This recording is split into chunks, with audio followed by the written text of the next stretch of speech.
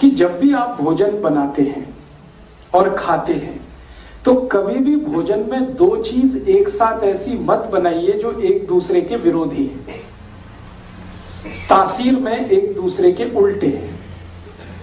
तासीर में एक दूसरे के उल्टे होने का माने कोई ठंडा है कोई गर्म है, ऐसी चीजें एक साथ मत बनाइए।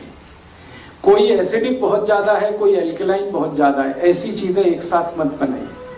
तो मैं सीधे बात पे आता हूं, ज्यादा उसको घुमाने की बजाय, कि आप जिन चीजों की एक दूसरे के विरुद्ध तासीर है उनको साथ में ना बनाएं ना खाएं। जैसे दूध और दही, दोनों एक दूसरे के विरोधी है। दही जो है ना एसिडिक है और दूध एल्कलाइन है, दूध क्षारीय है दही अम्लीय है, ये दोनों साथ में नहीं खा सकते। आप खाएंगे तो जहर है और आपके 20 रोगों का ये कारण बनेगा, दूध और दही साथ में खाएंगे। इसी तरह से हमारे रसोई घर में प्याज है, प्याज कभी भी खाएं तो दूध के साथ नहीं खा सकते, क्योंकि समस्या फिर वही है, प्याज बहुत एसिडिक है दूध बहुत क्षारीय है, दोनों साथ में खाएंगे तो जहर है।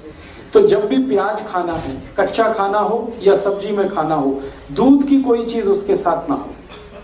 खीर खानी है तो प्याज की कोई चीज साथ नहीं होनी चाहिए, और प्याज खानी है तो दूध की कोई सी चीज साथ में मत खाइए। प्याज के साथ जो दोस्ती है वो दही की है, दही के साथ भरपूर प्याज खाइए, दही में प्याज डाल के खाइए, प्याज में दही डाल के खाइए। हम कई बार सैलेड बनाते हैं ना, दही का उपयोग करते हैं, तो प्याज दही बेस्ट कॉम्बिनेशन है सैलेड का। तो दही प्याज का कॉम्बिनेशन बनाइए, प्याज दही का कॉम्बिनेशन बनाइए, दूध उसके साथ नहीं, तो दूध के साथ दही नहीं, प्याज के साथ दूध नहीं। इसी तरह से एक तीसरी चीज हमेशा याद रखिए लाइफ में, शहद के साथ घी कभी मत खाइए। घी और शहद दोनों एक दूसरे के जानी दुश्मन हैं अगर एक साथ खाएंगे तो। वैसे दोनों अमृत हैं, घी भी अमृत है शहद भी अमृत है, लेकिन साथ में खाएंगे तो यही दोनों जहर है, तो घी और शहद नहीं खाइए। इसी तरह से उड़द की दाल, काली वाली उड़द की दाल दही के साथ कभी मत खाइए। इसको मैं फिर से रिपीट कर रहा हूं, सुनने में गलती मत करना आप इसको। काली वाली उड़द की दाल दही के साथ कभी मत खाइए।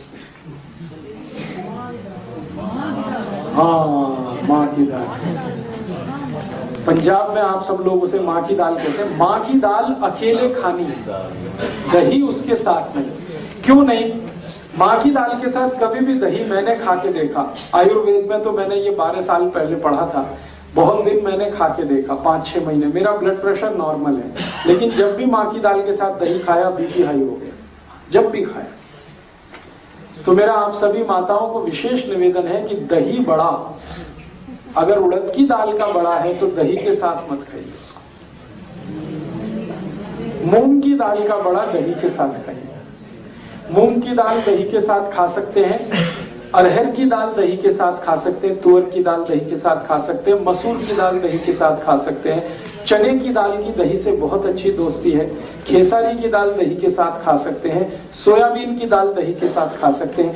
एक ही दाल है भारत में और दुनिया में, उड़द की दाल, काली उड़द की दाल, माँ की दाल, जिसको दही के साथ नहीं खाया जाता। कारण एक और है उसका, ये माँ की दाल जो है ना सबसे ज्यादा प्रोटीन वाली है दुनिया में। अगर सबसे ज्यादा प्रोटीन अगर आप निकालेंगे तो माँ की दाल में ही है। और हाई प्रोटीन डाइट का नियम ये है कि उनको किसी भी एसिडिक चीज के साथ नहीं खाया जाए, क्योंकि हाई प्रोटीन को डाइजेस्ट होने में सबसे ज्यादा समय लगता है, और कोई भी एसिडिक चीज है वो हाई प्रोटीन को डाइजेस्ट होने में रुकावट पैदा करती है। तो माँ की दाल के साथ दही नहीं खाना, बाकी किसी भी दाल के साथ दही खाइए। फिर आप पूछेंगे कि कोई इमरजेंसी हो जाए, दही भी खाना है माँ की दाल भी खानी है, तो दोनों के बीच में 1 घंटे का डिफरेंस कर दीजिए। माँ की दाल खा के 1 घंटे बाद दही खा सकते हैं, या दही खाने के 1 घंटे के बाद माँ की दाल खा सकते हैं। इसके आगे का एक नियम है जो बहुत जरूरी है आप सबको फॉलो करना, वो ये कि कभी भी दही को नमक के साथ मत खाइए। माँ की दाल के साथ लस्सी 1 घंटे बाद।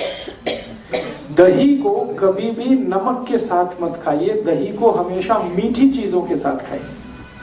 दही को शक्कर के साथ खाइए, दही को गुड़ के साथ खाइए, दही को बूरे के साथ खाइए, दही को खांड के साथ खाइए, दही कभी भी नमक के साथ। क्यों?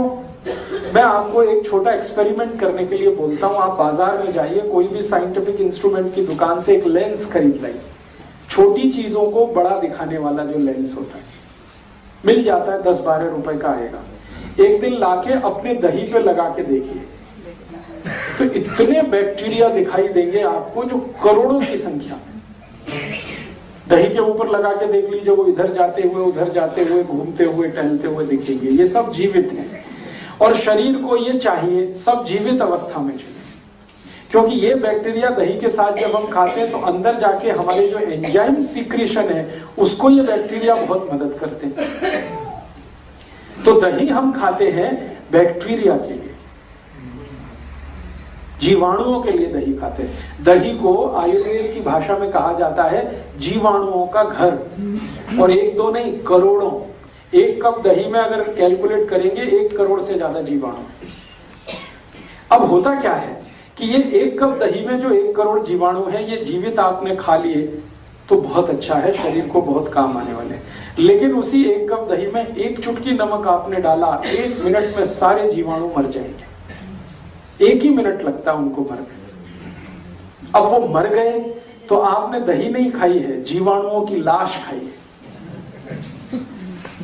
वो दही नहीं रह गया, वो जीवाणुओं की लाश हो गया। अब वो अंदर गया तो दही के नाम पे आपने खा तो लिया, लेकिन उसके जो फंक्शन है बॉडी के लिए वो काम नहीं आने वाले। दही फिर वेजिटेरियन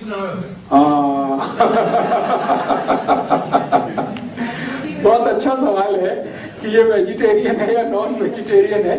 थोड़ी देर में मैं बात करूंगा जीवाणुओं पे, तब इसमें से क्लैरिफाई हो जाएगा। अभी जो बात चल रही है वो ये कि 1 चुटकी नमक डालते ही 100 किलो दही के सारे जीवाणु मर जाते हैं, 1 चुटकी। तो कोई भी चीज नहीं है। हाँ, ये बात सही है, दुनिया में कुछ भी वेजिटेरियन नहीं है। हम थोड़ी देर में इस पे एक्सप्लेनेशन करेंगे। दही में 1 चुटकी नमक डालते ही सब मर जाते, क्योंकि नमक के जो केमिकल्स हैं वो जीवाणुओं के दुश्मन है सारे के सारे।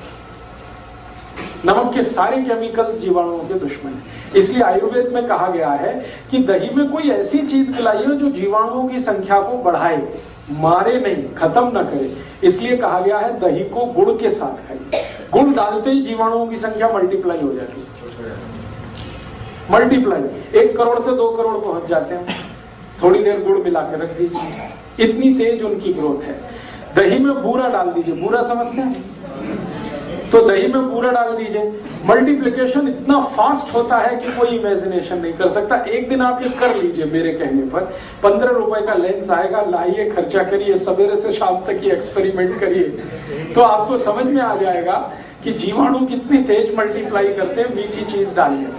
चीनी भी डालें तो भी मल्टीप्लिकेशन होता है, गुड़ डालें तो और ज्यादा होता है, बूरा डालने पर सबसे ज्यादा होता है। और एक मिश्री आती है, मिश्री, वो पीस के दही में डाल दीजिए, तब तो अद्भुत होता है, सोने में सुहागा।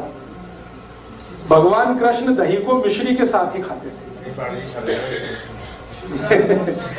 तो आप जो है दही को खाने का नियम तरीका थोड़ा बदलिए। मैंने पंजाब में बहुत लोगों को देखा दही में नमक डाल के खाते हैं या लस्सी में नमक डाल के। ये लस्सी नमक के साथ नहीं खाई जाती, गुड़ के साथ खाई जाती है, खांड के साथ खाई जाती है, चीनी के साथ खाई जाती है। मुझे पुराने समय का याद आता है कि हम लोग हमारे मामा के घर जाते थे दही बूरा खाने के लिए। दही नमक खाने के लिए कभी कोई कहीं नहीं जाता, दही बूरा खाने जाते थे। और दावतें होती थी गांव में, तो दही के साथ बूरा ही डाला जाता था। बहुत इंटेलिजेंट लोग थे वो सब। अब शुगर जो है वो आपकी एक स्पेसिफिक प्रॉब्लम है, वो तो पूरे देश की नहीं है, आपकी प्रॉब्लम है। तो आप अपनी शुगर को कंट्रोल करने के तरीके मैं बता दूंगा, वो आप करते हुए दही को इस्तेमाल कर सकते हैं। मीठा दही भी इस्तेमाल कर सकते हैं, लेकिन दही के लिए विशेष मैं आपसे कह रहा हूं कि दही में नमक नहीं। और इसी तरह का और एक नियम है, वो ये कि दूध खाते हुए या दूध पीते हुए कोई भी नमक की चीज ना हो। दूध और नमक की भी दोस्ती नहीं है, दही और नमक की भी दोस्ती नहीं। अगर कोई चीज दूध की खा रहे हैं तो नमक की चीज ना हो, नमक की चीज खा रहे हैं तो दूध की चीज ना हो। अब आप कहेंगे इट इज हाईली इम्पॉसिबल। ऐसे इम्पॉसिबल है कि खीर खानी है और सब्जी ना हो, ये तो बड़ा मुश्किल है। तो मेरा तो आपको रिक्वेस्ट है कि खीर खानी है तो रोटी खीर खाइए या पूड़ी खीर खाइए, खीर को पूड़ी के साथ खाइए, खीर को रोटी के साथ खाइए, सब्जी ड्रॉप कर दीजिए उससे, बहुत अच्छा होगा। नहीं कर सकते हैं तो आयुर्वेद ने उसका एक रास्ता निकाला, वो रास्ता ये दिया उन्होंने। इसके आगे 2-3 चीजें छूट गई हैं। खट्टे फलों के साथ कभी भी दूध नहीं खाना है। खट्टे फल, संतरा है, मौसम्मी है, अंगूर है, ये सब खट्टे फल हैं, सिट्रिक। इन फलों के साथ कभी भी दूध नहीं, इनके साथ हमेशा दही, लस्सी आदि आदि ले सकते हैं। खट्टे फलों के साथ दूध नहीं खाना है। आम एक एक्सेप्शन है, क्योंकि आम जो है ना एल्कलाइन है, आम एसिडिक है नहीं। आम जब तक खट्टा है माने कच्चा है तो एसिडिक है, पकने के बाद वो एल्कलाइन हो जाता है, इसलिए आम और दूध तो खा सकते हैं। बाकी खट्टे फल को याद रखिए, नींबू है, संतरा है, मौसम्मी है, अंगूर है, ये दूध के साथ नहीं खा सकते। और एक चीज जी, सेब खा सकते हैं दूध के साथ, क्योंकि सेब सिट्रिक नहीं है, सेब एक्चुअली एल्कलाइन है, तो वो दूध के साथ खा सकते हैं। गाजर है, सेब है, दोनों एल्कलाइन है। मूली एसिडिक है, मूली दूध के साथ नहीं खा सकते। गाजर दूध के साथ खा सकते हैं, सेब दूध के साथ खा सकते हैं, चीकू दूध के साथ खा सकते हैं, केला दूध के साथ खा सकते हैं। जो एसिडिक चीजें हैं वो दूध से अवॉइड करिए, दूध के साथ मत लीजिए। और एक छोटी सी बात इसी में जोड़नी है, कटहल की सब्जी कभी भी खाएं तो उसके साथ दूध मत खाइए, ये एक ही एक्सेप्शन है। कटहल एसिडिक नहीं है, कटहल एल्कलाइन है, फिर भी वो दूध के साथ वर्जित है, ये एक एक्सेप्शन है। और एक्सेप्शन का कारण ये है कि कटहल का वही किस्सा है, हाई प्रोटीन है बहुत ज्यादा, उसको डाइजेस्ट होने के लिए डिस्टरबेंस होता है दूध से, इसलिए आयुर्वेद में कह दिया गया हटाइए इसको, अलग अलग खाइए, दूध खाइए अलग, कटहल अलग खाइए। और एक दो चीजें हैं इसी क्रम में कि किसके साथ क्या खाएं, किसके साथ क्या नहीं खाएं। घर में कभी भी आप कोई ऐसी चीज बनाएं जो तासीर में गर्म है, उसके साथ ठंडी चीज कोई ना हो। जैसे आजकल मैंने देखा है, हम गरम गरम खाना खा के आइसक्रीम जरूर खाते, अपना सत्यानाश करते। फीका खाइए तो बहुत ही अच्छा है, मीठा दही है, ताजा दही है, खट्टापन नहीं आया है तो फीका खा लीजिए। थोड़ा खट्टापन आया है तो गुड़ डाल के खाइए, चीनी डाल के, शक्कर डाल के। तो जी हाँ, मैं अभी आगे आ रहा हूँ। हाँ, मैं अभी थोड़ी देर में आगे आ रहा हूँ इसी नियम पे। तो अभी तक मैंने 9 नियम बताए हैं, 9वां नियम रिपीट कर रहा हूँ कि 2 वस्तुएं एक दूसरे के विरोधी हैं तो साथ में नहीं खाना। दूध दही साथ में नहीं खाना है, दही नमक साथ में नहीं खाना है, दूध और प्याज साथ में नहीं खाना है। दही के साथ अगर मीठा खाएंगे तो सबसे अच्छा है, दूध के साथ अगर नमक खाएंगे तो सेंधा नमक ही खाना है, काला नमक ही खाना है। नहीं तो आप हमेशा के लिए भूल ही जाइए ना, नमक ही बदल दीजिए तो ये कहानी खत्म हो जाएगी, मुझे समझाना ही नहीं पड़ेगा।